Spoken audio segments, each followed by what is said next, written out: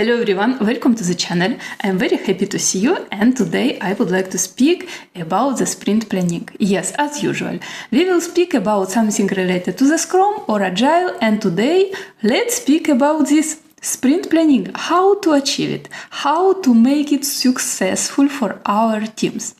Yes, multiple time ago, when I started to be Scrum Master, I paid a lot of attention and I observed a lot how it's going the sprint, what influenced it to be successful or to fail it, how we are building our sprint planning, how we change it, how we adapt, what makes our sprint successful. And yes, sprint planning is something what can make our sprint successful or failed. So let's speak today, and I would like to share with you some tips which can eventually help you for your sprint planning, and especially for the people who is doing it with estimation of the user story in Mondays. Yes, I understand. For some of you, you're estimated in story point. Why not? But I would like to tell you that some tips what I will share in this video can be useful or interesting for you as well, and can be adapted. So let's speak about the sprint planning, but first of all, few questions. What is the goal of the sprint? In our side, the goal of the sprint is to achieve some objective. Right. What is the objective for us? And for us, the objective is to deliver what is planned. Okay, why not? How we can do it? And this, for me, we can achieve it having some plan. And now let's speak about this. So, first of all, let's just identify the point of departure for us. What do we have in our availability? So, we have in our team different roles. Yes, we have the roles as developer, business analyst, and tester or QA. In almost each Scrum team, we have these three roles. After, each team members, because each role it is some team members, they have some vacation, day off, some rotation for some maintenance or support, any other extra activity which is not related to the Scrum. So all of this we should remove from the capacity. And finally, we will have final capacity by team members. There it is very important. After that, we have the capacity for each team members, and in the total we have the capacity by each role. After that, we have the user story estimated in Mondays.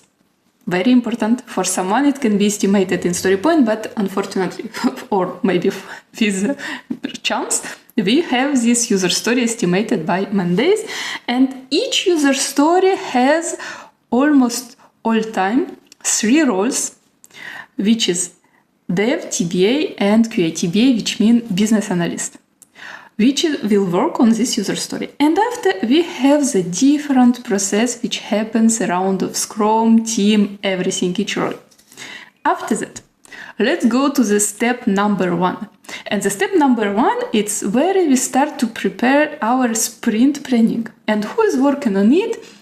Usually and normally, there is product owner. So, product owner will start and prepare the sprint planning, but before, first of all, product owner will need some capacity. Not some capacity, will need a real capacity for whole team, for each roles, to be able to prepare the list of the user story, what we need to take for the next sprint.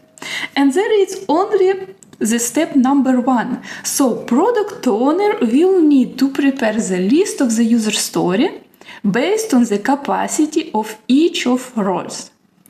And now, there we will have the check number 1. What does it mean, the check number 1? The check number 1, it means we will see from the beginning, only with this step number 1, if we will achieve our sprint planning or not by the end of the sprint. How? You can ask me. It's very easy.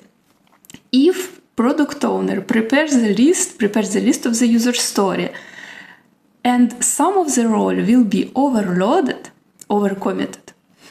On this situation, we will not deliver this user story, we will fail it, and it will become spillover. So that means that even from the beginning, when we prepare the sprint planning, not we are preparing, but product owner prepare it, he or she can know from the beginning if this sprint planning will fail by the end of the sprint or can have chance to succeed. There it's very important. Now, let's go with a happier use case there. We have the list of the user story where all of the roles are not overcommitted. Now, we will go to the step number 2. And what does it mean, the step number 2? There we have this collaboration, synchronization between the Scrum Master and Product Owner. Why? Because Product Owner will come with the list of the user story candidate for this sprint. That means there will some tentative sprint planning. And what will do Scrum Master? As Scrum Master, it's someone who is working closely with the team, who knows very well each team member, their capacity, their knowledge, their availability, how they collaborate with each other. And finally, all the process Scrum Master should know as well in the team. So with all this knowledge, Scrum Master can help to the product owner to see how we can organize our sprint with all the team members based on this planning.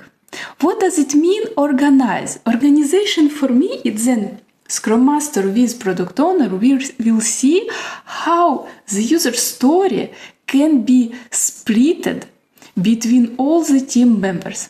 This exercise can be done very well with whole team during the sprint planning, but before it's better than the Scrum Master and Product Owner can synchronize together and see some tentative plan of the split of the user story by each team members. Why it is important?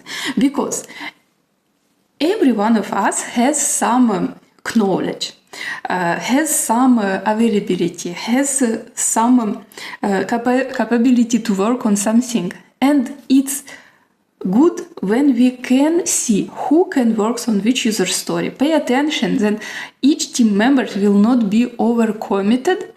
And finally, having this plan with the split of the user story by each role, by each team member, for all the user story, we can see if we can achieve this sprint plan for this sprint. And there we will have the check number 2. We will have only 2 checks, but with this check number 2, we will know, based on our split by team members for each user story, do we have all the user story covered and any team members overcommitted? If it is the case, so we have very big chance to achieve this sprint planning. If not, we have chance to fail because some user story will be spillover. Why? Because some of team members can be overloaded. That means have more user story sized based on their capacity. So, then it is very important, and now let's just summarize some point and take into account different use case. For example, start by when we have now some plan with the user story split by team members. At the beginning of the sprint, it is very important start by the user story, which is big one. That means that to have time until the end of the sprint to deliver it, and have the have the little user story after the big one.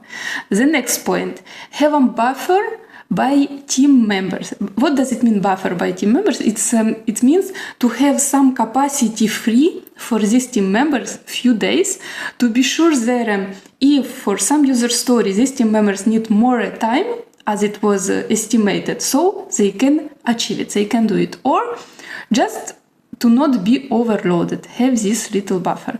The next point is plan less user story at the beginning Then we have our capacity. Why? Because we never know what can happen during the sprint, which impediments where we will need some capacity. So to plan less user story than our capacity, it will be always better than to plan the equal number of user story with estimation related to the capacity.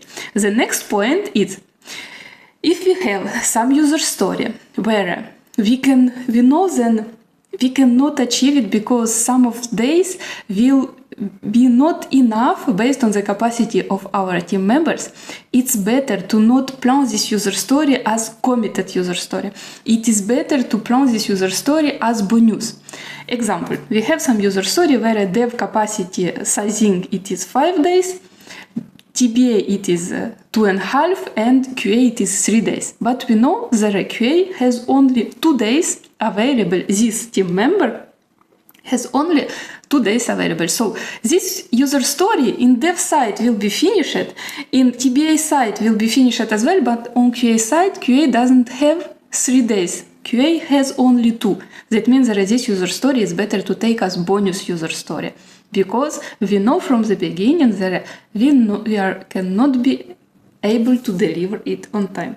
So, as conclusion, what I would like to share with you based on this video there, to have sprint planning achievable, we should have on sprint planning plus planning organization. And the planning organization for me, it's where Scrum Master with product owner and with team split all the user story based on their capacity and estimation of the user story, that means sizing, without overloading each or any of the team members.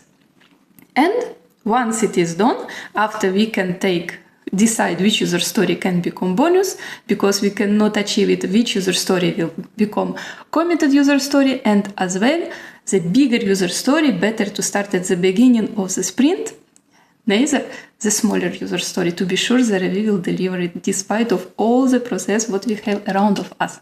So I hope this video was useful and you can try it and achieve your sprint planning. Thank you a lot for your time. See you.